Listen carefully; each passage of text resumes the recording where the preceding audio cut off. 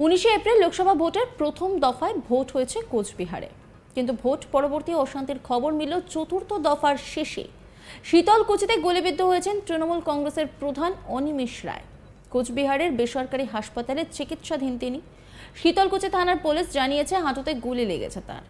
Police জানিয়েছে রাতে তিনি যখন নিজের স্কুটারে চেপে বাড়ি ফিরছিলেন তখন দুষ্কৃতীরা তাকে লক্ষ্য করে গুলি চালায়। পায়ে গুলি লাগে তার।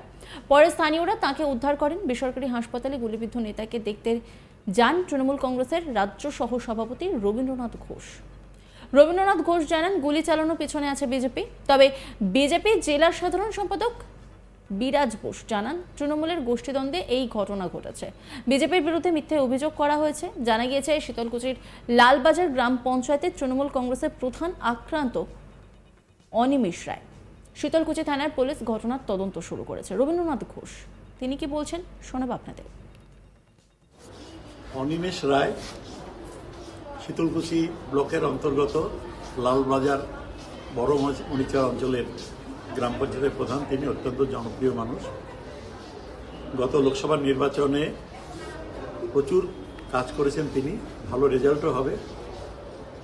সেই জন্য বিজেপির লোকরা আমরা অনুমান করছি এর আগে বিজেপির যারা লোকজন তারা তাকে প্রাণে মেরে ফেলার জন্য, নৃশংসভাবে হত্যা করার জন্য তিনি কালকে রাত্রিবেলা যখন বাড়ি ফিরছিলেন, বাজার থেকে বাড়ি ফিরছিলেন, তখন এই বিজেপির দুষ্কৃতীরা তারা পিছন থেকে গুলি করে। সেই গুলিতে তার ডান পায়ে লাগে,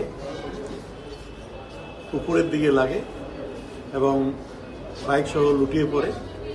চিৎকার চেঁচামেচিতে লোকজন এসে উদ্ধার করে হাসপাতাল নিয়ে এসে ভর্তি করে। তার গুলিটা বের করা সম্ভব হয়েছে।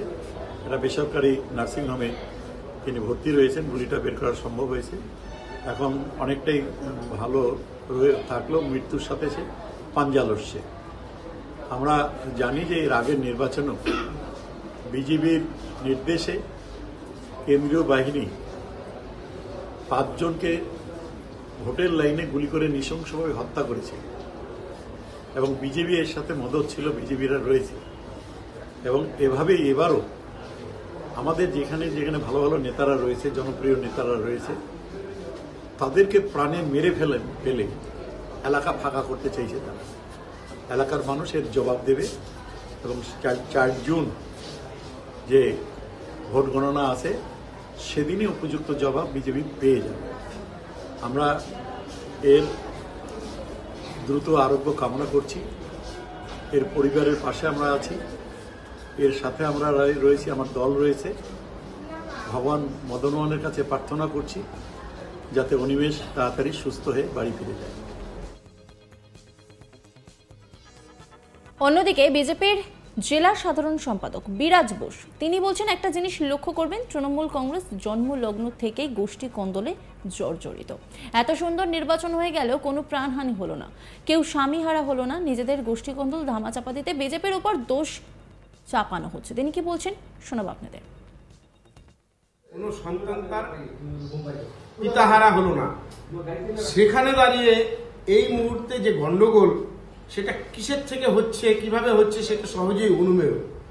নিজেদের গোষ্ঠীকন্দল ধামাচাপা দেওয়ার জন্য এরা বিজেপির উপর দোষারোপ করছে। আমরা চাই পুলিশ তদন্ত হোক, পুলিশি তদন্তে আসল রহস্য উন্মোচিত হবে। এই ঘটনা কি বিজেপির কোনো যোগ নেই? তাহলে বিজেপির সঙ্গে এই ঘটনার কোনো যোগ নেই। বিজেপিকে কালিমালিপ্ত করতে এইরকম বলা হচ্ছে। আমরা চাই আসল ঘটনা জনসমক্ষে আসুক। এই নিয়ে রিপোর্ট তুলে ধরেছেন আমার কলিগ প্রবীর কুণ্ডু, দেখাবো আপনাদের।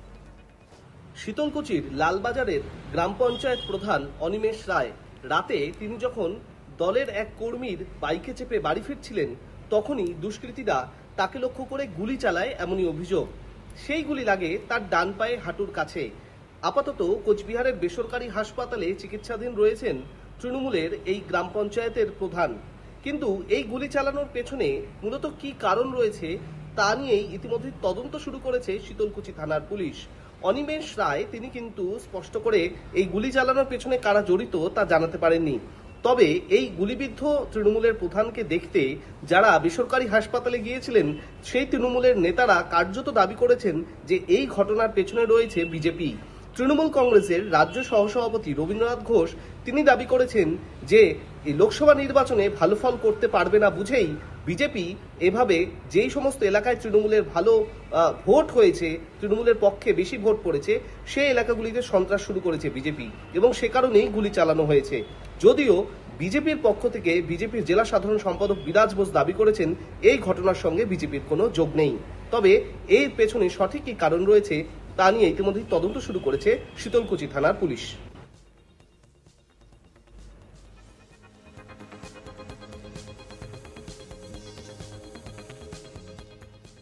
প্রসঙ্গত 2021 সালে বিধানসভা নির্বাচন চলাকালীন দেবাশিস বাবু কোচবিহার জেলার পুলিশ সুপার ছিলেন।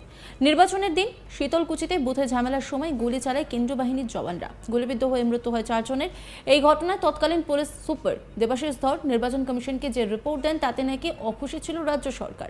অভিযোগ এরপরে দেবাশিস বাবুকে সাসপেন্ড করা হয়। এমনকি 2022 সালে দেবাশিস ধরের বিরুদ্ধে আয় বহির্ভূত সম্পত্তির অভিযোগও ওঠে, যার তদন্ত শুরু করে রাজ্য পুলিশের সিআইডি।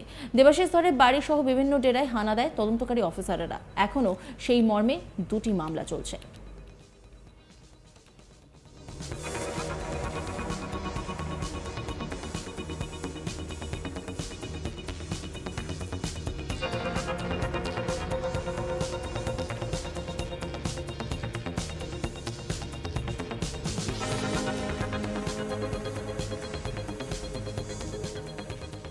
19 এপ্রিল লোকসভা ভোটের প্রথম দফায় ভোট হয়েছে কোচবিহারে, কিন্তু ভোট পরবর্তী অশান্তির খবর মিলল চতুর্থ দফার শেষে।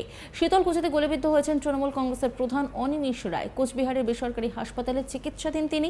শীতলকুচি থানার পুলিশ জানিয়েছে হাঁটুতে গুলি লেগেছে তার। পুলিশ জানিয়েছে রাতে তিনি যখন নিজে স্কুটারে চেপে বাড়ি ফিরছিলেন তখন দুষ্কৃতীরা তাকে লক্ষ্য করে গুলি চালায়।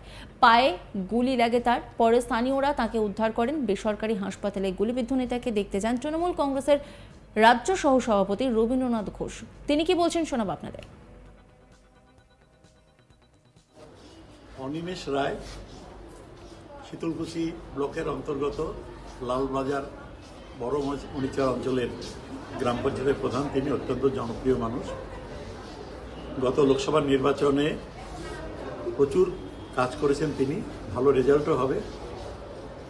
সেই জন্য বিজেপির লোকরা, আমরা অনুমান করছি এর আগে বিজেপির যারা লোকজন তারা তাকে প্রাণে মেরে ফেলার জন্য, নৃশংসভাবে হত্যা করার জন্য তিনি কালকে রাত্রিবেলা যখন বাড়ি ফিরছিলেন, বাজার থেকে বাড়ি ফিরছিলেন।